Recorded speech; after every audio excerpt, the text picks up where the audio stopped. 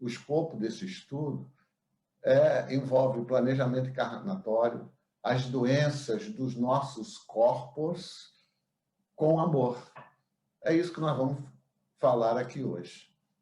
Relacionar planejamento encarnatório, patogenia, doenças do corpo material, do corpo espiritual, isso com o amor, esse sentimento fundamental para o nosso progresso. Como sempre, eu gosto de passar algumas informações iniciais para a gente utilizá-las no final, na reflexão em si. Então, a primeira coisa a lembrar é que a ciência reducionista do homem, ela quer explicar tudo com a noção que se tem aqui na Terra de matéria, de energia. Só que nós espíritas sabemos que existe uma infinidade de outras de formas de matérias e que não nos é dado ainda conhecer. Mas os espíritos falaram a Kardec, lá no século XIX, que existia uma energia matriz que permeava todo o universo. Então, vácuo, na verdade, nem existe. O que existe permeando o todo é o que, na época, foi passado a Kardec como fluido cósmico universal. Outra coisa importante, que eu nunca abro mão, quando eu tenho que fazer qualquer estudo, tem a oportunidade, é lembrar para os nossos companheiros os princípios fundamentais da nossa doutrina. O ser inteligente que tudo criou, cria e criará sempre, Deus. Os espíritos dele, a partir dele, foram formados, né? Somos nós, imortais, criados simples e ignorantes, que vivenciamos em vários mundos, em várias matérias, e vamos assim nos depurando, sublimando, purificando e nos aproximando do nosso Pai. E isso se dá em vários mundos, sempre um ajudando ao outro, sempre nos comunicando, como estamos fazendo aqui nesse momento. Outra coisa importante nós relembrarmos é a lei de causa e efeito. Acaso não existe, né? Eu costumo dizer que acaso, sobretudo no meio científico, é como etc. Quando lá o pesquisador está escrevendo, não lembra, não sabe mais, tá com um et quer aí, toca um etc aí e vamos nós. Acaso não existe. Então, todos os nossos atos, que são escolhas decorrentes de nossas escolhas, fruto de uma característica marcante nossa, fundamental, que é o livre-arbítrio, sempre produzem efeitos.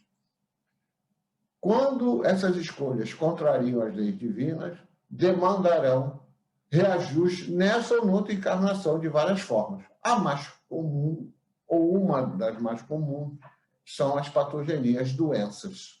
Mas nunca podemos esquecer o que está em Pedro, que o Mestre nos ensinou. Tendo, antes de tudo, ardente amor uns para com os outros, porque o amor cobre uma multidão de pecados. Eu vou pedir permissão para substituir essa palavra, porque eu tenho uma barreira com a palavra pecado. Eu prefiro usar a palavra equívocos. O mais erro que nós tenhamos, sempre o amor vai cobrir multidão desses erros que nós cometemos e nós vamos para frente. É um dos grandes consolos da nossa doutrina. Então, os reajustes, em geral, no nosso mundo de transição, é feito muitas vezes pelas dores, pelas doenças, pelas patogenias. Quem nunca ouviu essa frase? Que Deus é esse que fez isso comigo? Quando nós estamos numa situação de fragilidade. Por que eu? Existe um tipo de doença em que um dos estágios dela é esse questionamento. Primeiro, a gente não acredita, porque é uma doença que tem uma carga muito grande e ela tem um componente espiritual, seguramente. Então, nós questionamos no segundo momento por que eu tenho essa doença. E depois nós vamos modificando, vamos aprendendo e a coisa vai se internalizando e vai se ajustando.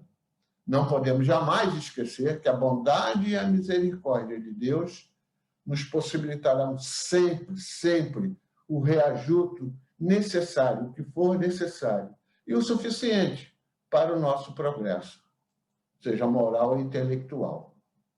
Qual é o caráter geral das doenças? Nós temos doenças espirituais e doenças materiais, do corpo material, do corpo físico. Por conceituação, a doença é consequência de alteração no padrão das energias que estão circulando no nosso corpo. O nosso corpo material, ele é constituído por uma quantidade, na física eles chamam de quanta, de energia, aglomerado, formando as moléculas, né? Os átomos, as moléculas, as substâncias, as células, os órgãos, por aí afora. Então, qual é a relação das doenças com a lei de causa e efeito? Existem várias percepções. Primeiro é a perda de harmonia, é a perda da homeostasia. Qual o significado dessa palavra? Homeo significa semelhante, estasia, situação. Os nossos corpos materiais e o corpo espiritual também, a cada momento da nossa existência, ele busca equilíbrio. Existe, então, um conjunto de mecanismos que nos possibilita atingir esse equilíbrio. Por exemplo, quando nossa companheira que está em Brasília está hoje com muito frio, ela está arrepiada, não está suando. Mas o companheiro que está em Saquarema está um calor danado em Saquarema. Então, está suando, está perdendo água pelos poros, a água evapora e retira o calor. Tudo isso por quê? Para que as nossas células mantenham uma temperatura constante. Porque se a temperatura subir muito, a substância orgânica mais nobre do nosso corpo, a proteína, se destrói. A célula para de funcionar, a gente morre. Por isso que a gente não pode ter febre muito alta. E, ao mesmo tempo, também, se a temperatura baixar demais, elas se tornam inativas. Ou seja, o nosso corpo, por uma infinidade de mecanismos, busca sempre uma harmonia. Então, a doença é uma perda de homeostasia, uma perda de harmonia interna.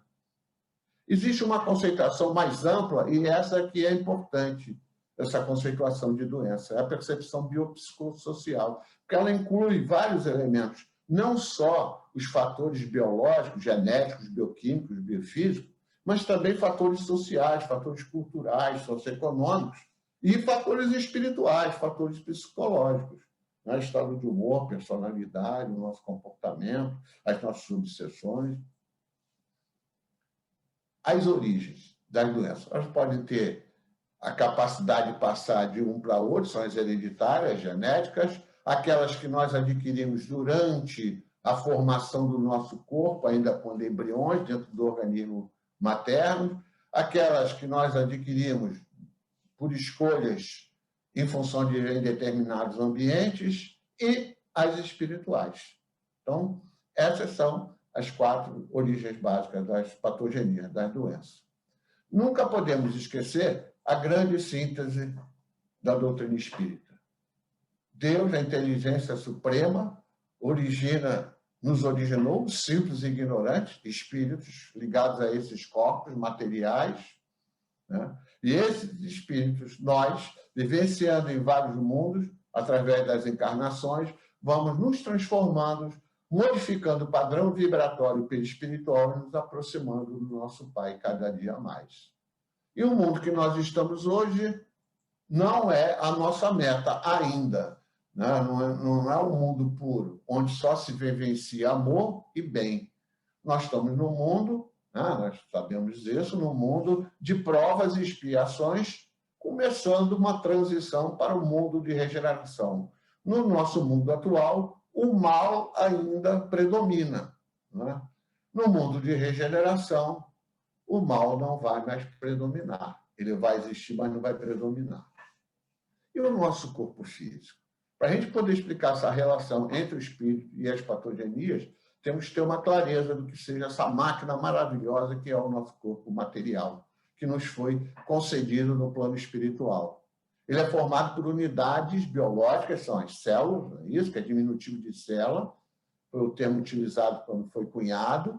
São cerca de 10 trilhões de células, mais ou menos, formando o nosso corpo que nos foi emprestado, né? Esse corpo ele é formado por tecidos se juntam em órgãos e os órgãos formam os sistemas, diversos sistemas. É uma máquina maravilhosa. Mas um homem, com toda seu orgulho científico, não conseguiu fazer uma coisa minimamente parecida. E quando é que surgiram esses corpos materiais que nós estamos ocupando agora? Nós chegamos aqui há pouco tempo com esses corpos. na verdade, nós já ocupamos outros corpos com menos possibilidades do que esses atuais. E futuramente, seguramente, existirão corpos mais perfeitos do que esse. Nos mundos mais perfeitos, mais evoluídos, os corpos são mais perfeitos, como os espíritos nos dizem. O nosso planeta, segundo a ciência do homem, existe há aproximadamente do nosso tempo 5 bilhões de anos. E a vida em torno de 2,5 a 3 bilhões de anos atrás. Nós, encarnando como espírito, provavelmente temos muito pouco tempo aqui. Nós, no início, ocupávamos corpos com muita possibilidade pouca de exercício do livre-arbítrio, porque havia uma limitação. Então, nós temos lá as espécies de Australopithecus, que são chamados de hominídeos, precursores da espécie atual, do Homo sapiens, 2,5 milhões atrás. O Homo habilis, 2 milhões. Nós chegamos aqui há pouco tempo, 200, 300 mil anos atrás, esses corpos nós estamos utilizando agora. Mas qual é o grande diferencial dessas transformações progressivas? Está aqui, e que tem uma relação para a explicação final. Veja, quando nós ocupávamos um corpo desse aqui à esquerda, da Australopithecus robusto, veja essa estrutura aqui que é o cérebro. O cérebro é formado pelo tecido que é o último a constituir o corpo físico. Olha que interessante, é justamente quando o espírito domina o corpo, que é na puberdade, né? O sistema nervoso é o tecido, é o sistema mais especializado do nosso corpo material. Ele é formado por células que estabelecem redes, transmitindo impulsos nervosos. Então, é através dela que nós, espíritos, vamos atuar sobre o corpo material. É o despachante do corpo material para nós, o cérebro. Esse cérebro aqui tinha apenas 600 mililitros, pouquinho mais de meio litro. Então, tem uma quantidade X de redes neurais. Aqui à direita, o Homo sapiens, o cérebro tem um volume de 1,6 litros, 1.600 mililitros, quase 3 vezes mais, né, do que do outro. Então, nós temos muito maior capacidade de exercer o livre-arbítrio, desenvolver a intelectualidade. O espírito pode se expressar nesse mundo que está com muito mais propriedade do que quando a gente ocupava um corpo desse primitivo. Veja, é como eles nos dizem, lá na mensagem 118 do Fonte Viva, que é um livrinho de mensagem, a mensagem em nossas tarefas, Emmanuel coloca tudo nos ciclos da natureza obedece ao espírito de sequência. Há uma sequência progressiva, que é trabalho, seguramente no plano espiritual, de experienciações para a melhoria dos corpos aqui na Terra. Quem quiser estudar um pouco mais sobre isso, leia, eu chamo esse livro, A Gênese, que é o último livro do Pentateuco kardeciano, eu chamo de patinho feio, porque, em geral, tem pessoas que não gostam de estudar esse livro, que acham, é muito complicado. Mas não, se a gente se juntar 2, 3, fica fácil, tranquilo, é uma beleza. E quanto ensinamento tem ali? Ele foi publicado na segunda metade do século XIX, 6 de janeiro de 1868.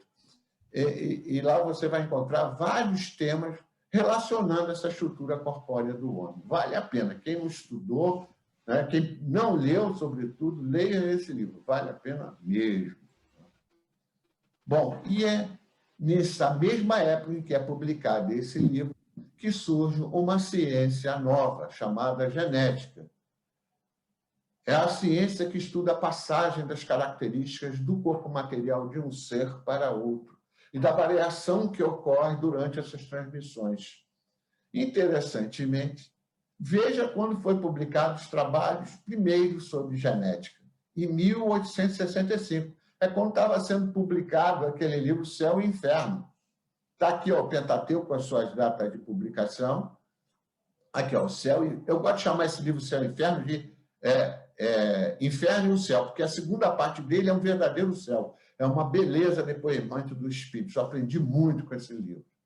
Pois muito bem. Aqui à direita está vamos dizer assim, o primeiro a trabalhar com genética sem conhecer cromossoma, DNA, essas coisas que são comuns hoje em dia. Foi um beneditino chamado Gregório Mendel, que, através da linguagem da matemática, supôs um mecanismo de transmissão de característica lá das ervilhas de cheiro, né? Então, ali começava, na segunda metade do século XIX, juntamente com o desenvolvimento do espiritismo, uma nova ciência da hereditariedade. As coisas não acontecem ao acaso.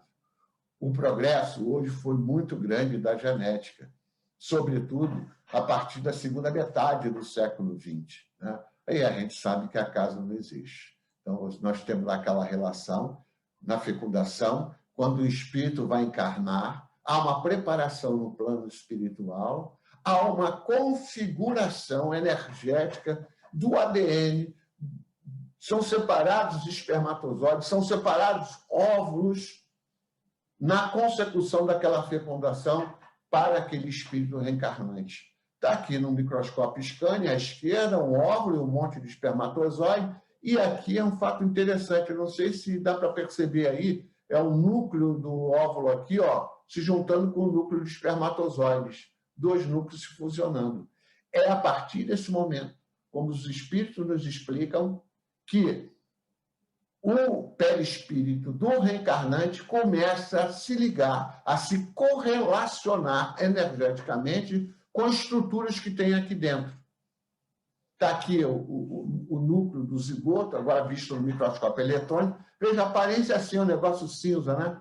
Mas tem uma época da vida da célula, do zigoto, e que as estruturas que estão ali, elas vão se condensando e ficam mais visíveis, vão se individualizando. Essas estruturas que foram descobertas em 1909, lá no século XX, início do século XX, recebeu o nome de corpo corável, porque eles botavam um corante azulado, a coisa ficava muito visível. E veja, parece um xizinho, né?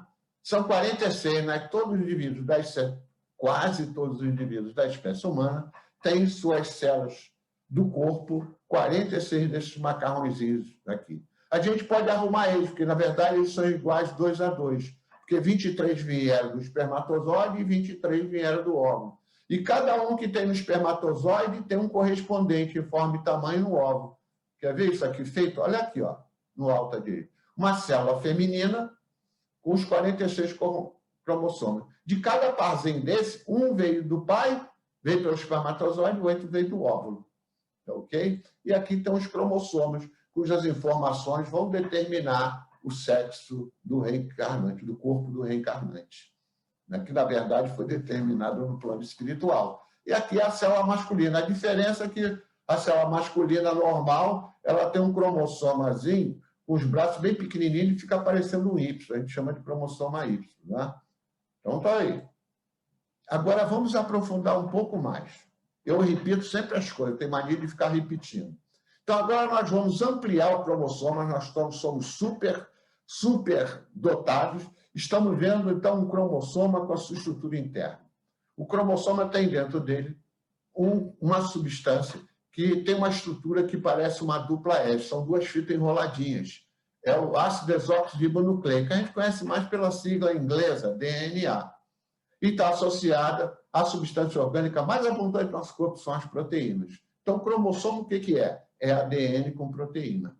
Então, é lá no plano espiritual que são determinados, são codificados os grupamentos energéticos que vão formar essa estrutura chamada DNA. E é aí, a esse nível, que o perispírito começa a se ligar. Na época de Kardec, os espíritos disseram para eles, se liga célula a célula.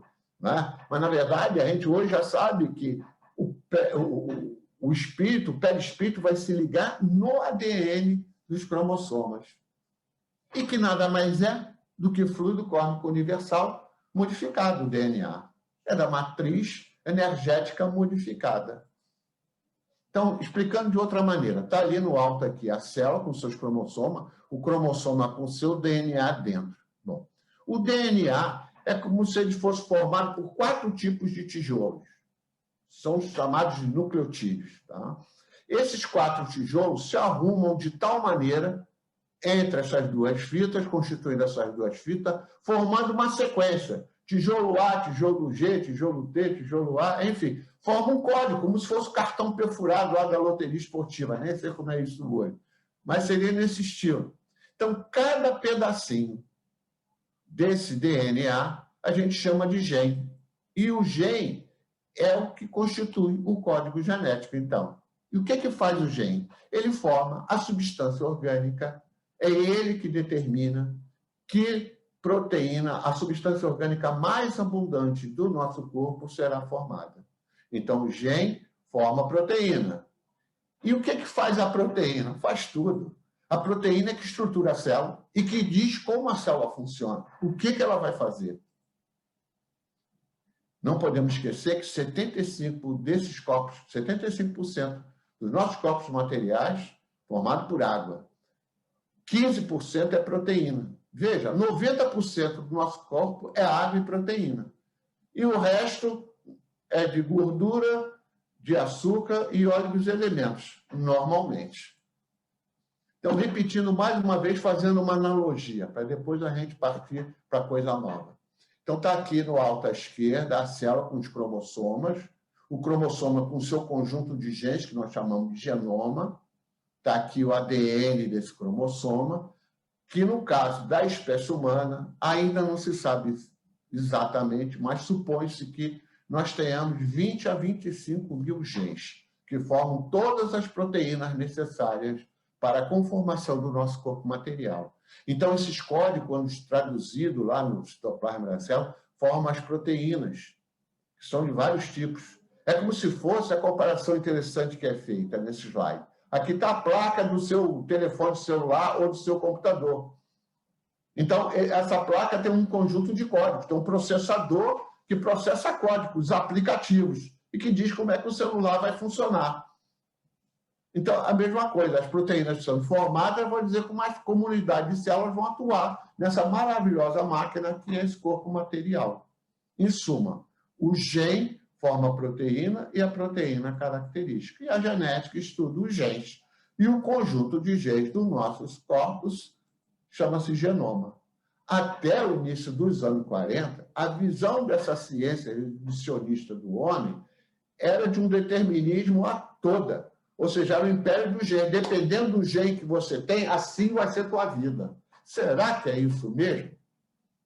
Só o gene determina a nossa encarnação? Para nós espíritas já teria um confronto. Pô, então para que eu preciso de livre-arbítrio? Se minha vida vai ser dessa maneira, determinado pelos genes. É um determinismo genético. Só que surgiu, nos anos 40, uma nova ciência. E essa ciência, ela é além da genética. Epigenética é sobre, além. Então, além dos genes, que vai além da materialidade. É essa ciência que permitiu nós relacionarmos definitivamente matéria e espírito. Doenças com sentimentos. Um biólogo norte-americano, professor da Faculdade de Medicina lá de Stanford, ele publicou, inclusive, um livro chamado Biologia da Crença, Bruce Lipton, não sei se vocês ouviram falar. Eu prefiro usar um termo biologia do amor. A epigenética é a biologia do amor. É o sentimento explicando muitas coisas que acontecem em termos de nosso exercício de livre-arbítrio. Especificamente, o que seja epigenética? É toda variação que acontece no nosso corpo material, mas não é devido à expressão dos genes. E são características que a gente adquire durante a nossa encarnação e que depois nós passamos para a nossa prole. Ou seja, o meio ambiente tem um papel tão importante quanto os genes. Em determinadas situações, se nós considerarmos o mundo espiritual, até mais importante que a nossa configuração genética. Hoje, existem trabalhos científicos. Não é filme do TikTok ou vídeo do Facebook ou do WhatsApp. Não, são trabalhos publicados nas ciências científicas, colocados sob análise da ciência de hoje. Então, a ciência de hoje tem comprovação que os hábitos nossos de vida e o ambiente onde nós vivemos podem modificar a dinâmica, o funcionamento dos genes, pode bloquear os genes, pode acelerar o funcionamento dos genes, pode diminuir o funcionamento dos genes, e aí nós podemos dar uma infinidade de outras explicações para a origem das doenças. A herança epigenética, como eu acabei de falar, corresponde a pequenas mudanças na dinâmica, no funcionamento do DNA, né, que constitui os genes, e, consequentemente, das proteínas que estão lá envolvidas com o DNA. Isso que é o novo, né? Então, olha só, esse slide que mostra aqui, ó, várias situações ambientais. O que eu estou fazendo no meu dia a dia? Né? Por enquanto, vamos ficar só no plano material. O que eu estou comendo? Onde eu estou vivendo? Né? Pensa nessa situação que nós estamos vivendo hoje da epidemia. Quantas modulações, quantas variações os nossos corpos, material e espiritual, estão submetidos na vivência do dia a dia. Né? E essas mudanças que são provocadas em nossos corpos, elas podem ser passadas por nossos descendentes. Então, como é que funciona isso? Nós vamos fazer uma comparação, vai ficar fácil. A gente vai ver direitinho como funciona. Vocês conhecem esse interruptor, tipo de interruptor dimmers? Quem tem ventilador de teto em casa, com certeza tem ele. O interruptor dimmer é um interruptor que fornece energia para o sistema ou bloqueia energia, liga ou desliga. Mas, além de ligar e desligar, se você girar ele, ele aumenta a quantidade de energia fornecida para o sistema. Se você girar para o outro lado, diminui. Pode ligar. O ventilador do teto é assim, a gente liga o botãozinho, aí ele começa a funcionar. Se a gente empurrar a alavanquinha ou girar o botãozinho, o ventilador vai funcionar mais rápido ou vai funcionar mais devagar. Então, o marcador epigenético, que é o agente que provoca a modificação na atuação dos genes, é isso, é um interruptor. Ele liga ou desliga o gene, acelera ou retarda a ação do gene. E isso tem implicações mil, porque vai determinar, numa certa hora, formar tal proteína, daqui a pouco não produz mais, daqui a pouco produz muito, e daqui a pouco produz pouco. Então, é isso, o marcador epigenético, vamos ver aqui nessa figura. Está aqui o ADN, está vendo esse enroladinho? Aqui a proteína que normalmente fica associada, as proteínas estruturais que ficam associadas ao DNA. Mas veja, umas bolotinhas aqui vermelha, amarelinha, não sei se vocês conseguem perceber, azul, verdinha. Isso são elementos que não fazem parte do DNA. São fatores externos, pode ser uma substância química, um fator físico, mas que interferem na expressão dos genes que estão aqui onde ele está ligado, nesse pedaço. Pode acelerar a produção de proteína, fazer com que esse gene atue mais rapidamente, pode retardar ou pode mesmo bloquear. E aí nós vamos explicar um monte de coisa. Então, definindo, marcador epigenético é um conjunto de fatores, de sinalizadores bioquímico-físicos ao longo de todo o conjunto de genes, ao longo de todo o genoma, e que responde aos sinais do meio ambiente. Olha que importante, responde aos sinais do meio ambiente. E depois, então, dependendo do que ele recebeu do meio ambiente, ele liga ou desliga os genes, aumentando ou reduzindo a atividade. Vamos dar uns exemplos. Primeiro, vou dar um exemplo da natureza, nós vamos dar um exemplo da natureza, depois um exemplo laboratorial, depois um exemplo humano. Quem não ficou, quando criança, admirado, se não estupefado, ao saber que a lagarta virava uma borboleta? Mas como que a lagarta pode virar borboleta? Se eu pegar as células da borboleta e estudar o DNA dela e da lagarta, são exatamente iguais, é o mesmo DNA. Mas as células que estão conformando essa lagarta são diferentes, que estão formando a borboleta, para dar forma diferente. Então, o que acontece? Existe algum fator, veja, isso não acontece durante todo o ano. Tem certos períodos em que varia a luminosidade, a umidade, a pressão ambiental. Ou então, quando o inseto, por exemplo, está em estresse grande, acontece esse fenômeno que nós chamamos de metamorfose da borboleta, a transformação da lagarta em borboleta. Na verdade, existem fatores ambientais que modificam a atuação dos genes, provocando a formação de novas proteínas, modificando as células e, consequentemente, modificando o indivíduo. Isso é um exemplo clássico de ação epigenética. Um outro exemplo,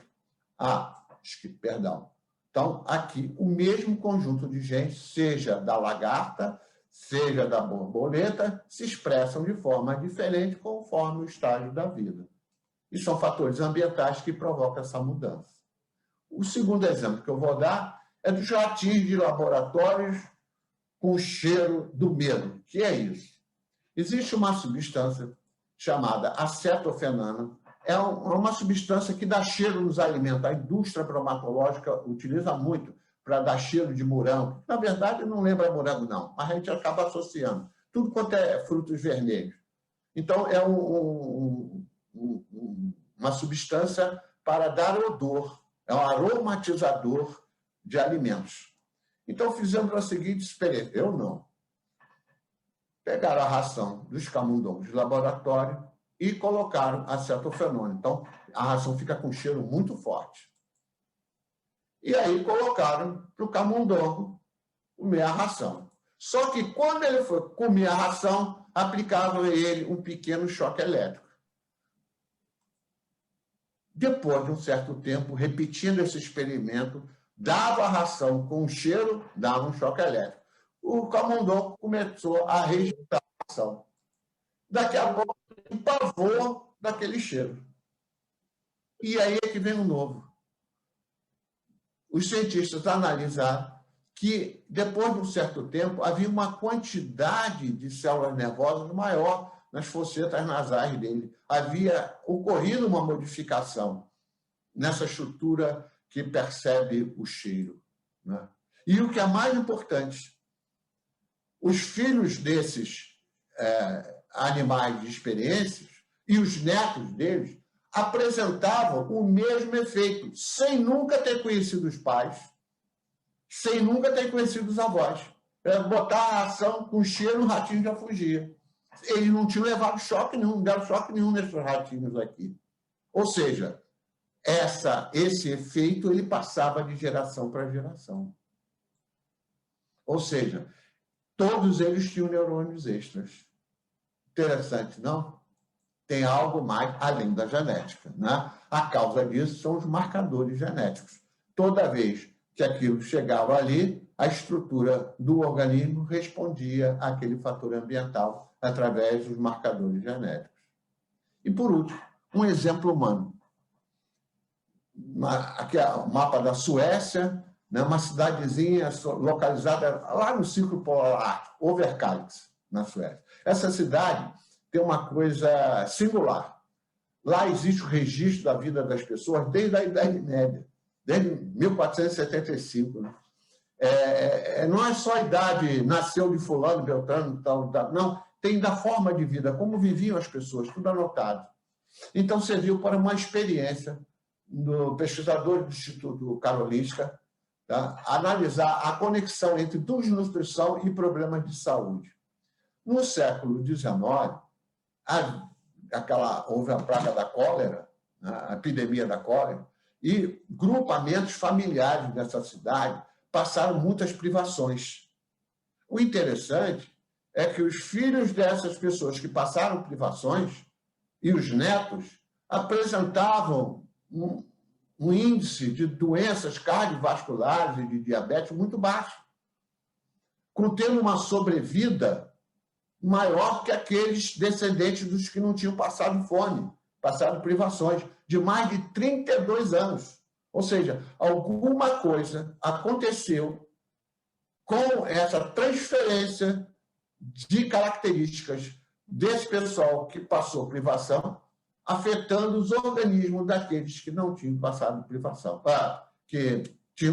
não tinham passado privação. Ou seja, essa turma aqui, os descendentes viveram menos 32 anos do que aqueles ali. Interessante também, não? Não quer dizer que a gente vai ter que passar fome para os nossos filhos e netos crescerem mais, né? Viverem mais. Tudo tem seu tempo. Existe uma programação espiritual, que é justamente agora o momento em que nós podemos entrar efetivamente na reflexão de hoje. Então, qual é a relação entre o meio ambiente e nossa dinâmica encarnatória? Os hábitos de vida e o ambiente social, conseguimos mostrar, espero, influenciam na nossa vida. Mas existem também fatores espirituais que é o que nós acrescentamos a partir de agora, um ambiente espiritual. E vamos abrir, aqui é bom que nós podemos abrir o Livro dos Espíritos rapidinho, né? Já estamos na questão 459 do Livro dos Espíritos. Pergunta Kardec: influem os espíritos em nossos pensamentos e nossos atos? Responde os espíritos: muito mais do que imaginais. Influem a tal ponto que, de ordinário, são eles que vos dirigem. Né? Essa questão quase todos os espíritas conhecem. Ora, nós vivemos num ambiente de variação, de modulação, e que, consequentemente, pode ter interferências no nosso corpo, a nossa dieta alimentar, né? Se eu conheço pessoas que adoram comer só hambúrguer, pizza, e depois acaba passando mal, pode nem chegar na hora da reunião espírita. Né? Então, é uma escolha. Nós vivemos o ambiente. Eu posso viver em Saquarema, como posso viver em Macaé, como eu posso viver no Nordeste, posso viver no deserto Saara, ou posso viver lá no Círculo Polar Ártico. São escolhas. Só que todas essas escolhas promovem variações nos nossos corpos. Olha aqui à direita, olha quem está aqui, ó, de exposição a doenças. Está aqui o coronavírus, aqui, ó, provocam modificações.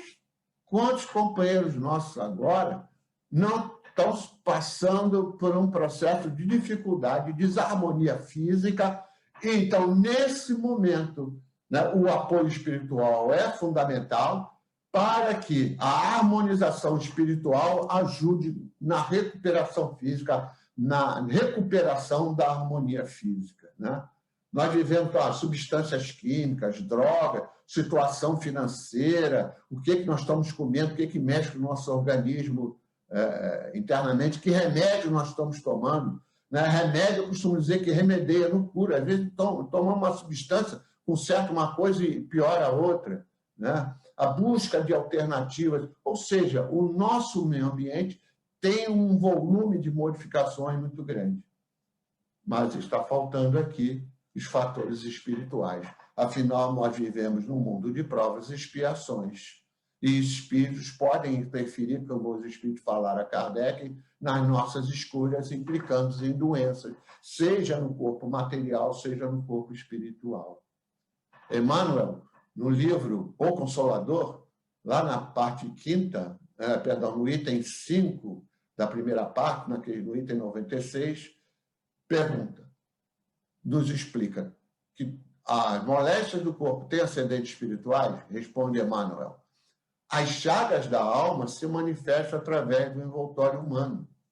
A patogenia é um conjunto de inferioridade do aparelho psíquico. E é ainda na alma que reside a fonte primária de todos os recursos medicamentosos definitivos. Olha que coisa importante. Não há como nós dissociarmos o que acontece com o nosso corpo físico do corpo espiritual. Então, hoje, a ciência do homem, ela já comprovou que essas patogenias que estão aí citadas têm um componente epigenético intenso. Né? E são doenças que crescem intensamente, como é o caso da depressão, graça violentamente na nossa sociedade. Câncer tem uma conotação epigenética e, consequentemente, espiritual muito grande. Né? Esquizofrenia, diabetes, enfim. Existem outras que nós estamos pesquisando e que vai se identificar e que, na verdade, vai chegar no ponto em que Manuel nos colocou, que toda doença tem um componente, um elemento espiritual. Né? E, às vezes, a gente olha para certas situações e diz, puxa, mas que Deus fez isso com esse indivíduo? Uma pessoa extremamente, um intelecto monstruoso, está limitadíssimo no corpo físico. Só quem não conhece uma coisa chamada planejamento encarnatório. O planejamento encarnatório tem uma relação direta com a dinâmica, com o que nós vamos fazer aqui, né? Com os mecanismos hereditários, mas também com as nossas escolhas. O que é que nós estamos escolhendo no meio ambiente que nós estamos? Vai ter implicação no plano material, no corpo espiritual. Quem não conhece, leia os capítulos 12 e 13 do livro Missionários da Luz, que é uma coleção, A Vida no Mundo Espiritual, que explica direitinho toda essa dinâmica do planejamento encarnatório, né? O caso do Segismundo.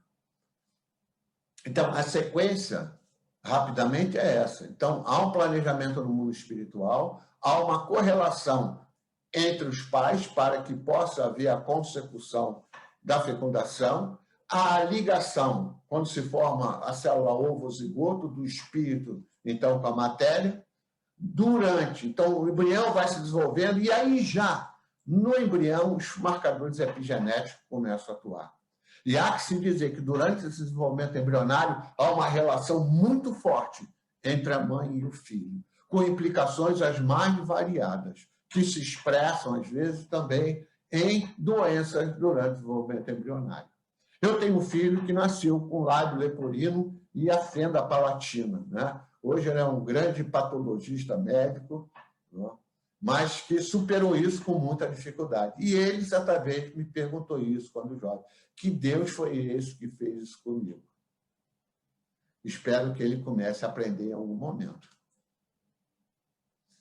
Então, nós nascemos e aí vamos experienciar, ao longo de nossa encarnação, várias opções de vida, em que os marcadores vão atuando até que nós desencarnamos pela falência do corpo material. E aí retornamos à dimensão espiritual e vamos rever tudo que nós fizemos, vamos aprender e começar um novo ciclo, e assim nós vamos milhares e milhares e milhares e milhares de encarnações.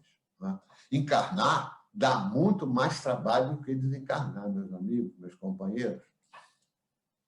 Então, chegando já para as conclusões, qual é a relação que tudo isso que nós falamos até agora tem a ver com um sentimento chamado amor. Lembremos que Deus nos criou simples e ignorantes, mas nós vamos desenvolvendo a inteligência e começamos a aprender a desenvolver um sentimento chamado amor, que vai nos transformando, depurando, e nós vamos constituindo virtudes que se expressam pelo tipo de perispírito, pela purificação perispiritual. E nós vamos cada vez sabendo mais e mais nos aproximando do Pai. Como é que nós percebemos o amor? Ele é um sentimento. E é o estado de sempre, permanente, em que nós vivenciaremos como quando nós chegarmos perto do nosso irmão Jesus. Né? Vivem sempre o amor. No dicionário, está grafado assim: sentimento que impele as pessoas para o que lhes afigura de belo, digno e grandioso. Na quarta parte do Livro dos Espíritos, tem a questão, um comentário de Kardec, a questão 938, e ele fala sobre o amor. A natureza deu ao homem a necessidade de amar e de ser amado. Dá-lhe ela, assim, as primícias da felicidade que o aguarda no mundo dos espíritos puros, espírito perfeito, onde tudo é amor e bem. Ora, vamos chegar lá. E até me lembrei da carta de Paulo, na primeira carta dele ao povo de Coríntios, que ele fala do amor. Olha, é lindo, né? Essa carta de Paulo, o cantor Renato Russo aproveitou parte dela, misturou com os versos de Camões, né? E constituiu uma música chamada Monte Castelo. É muito bonito. Mas eu só vou botar os trechos iniciais aqui. Ainda que eu fale as línguas dos homens e dos anjos, se não tiver amor, nada vale. Ainda que eu tenha o dom de profetizar e conheça todos os mistérios e toda a ciência, ainda que eu a ponto de transportar montanhas, se não tiver amor, nada será. E ainda que eu distribua todos os meus bens entre os pobres, ainda que entregue o meu próprio corpo para ser queimado, se não tiver amor, nada disso se aproveitará. E aí, questionamos, nós amamos verdadeiramente? Eu acredito que eu amo, mas pontualmente, em algum momento. Quando nós estamos amando verdadeiramente, não meu carro, nem minha casa, porque Deus não me deu minha casa, nem deu meu automóvel. Deus me deu a inteligência, a capacidade de crescer e de trabalhar na construção do universo, dos universos. Então, nós ainda, como espíritos imperfeitos, amamos, mas só que pontualmente ainda. Né? E, para aprender a amar, a receita perfeita está no nosso Evangelho, segundo o Espiritismo. Amar ao próximo como a si mesmo, amar os vossos inimigos, fora da caridade não há salvação, não é mesmo? E o amor, quem vivencia, cria vacinas que tanto estão procurando para o nosso corpo material nesse momento, mas essas vacinas nos previnem de muitas coisas maiores e são para sempre.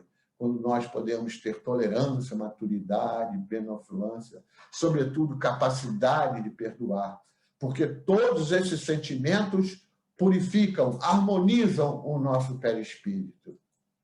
É difícil? Para mim, ainda é difícil. Várias vezes me vejo escorregando na maionese, como dizem aí, né? Então, podemos, chegando ao final, buscar algumas conclusões.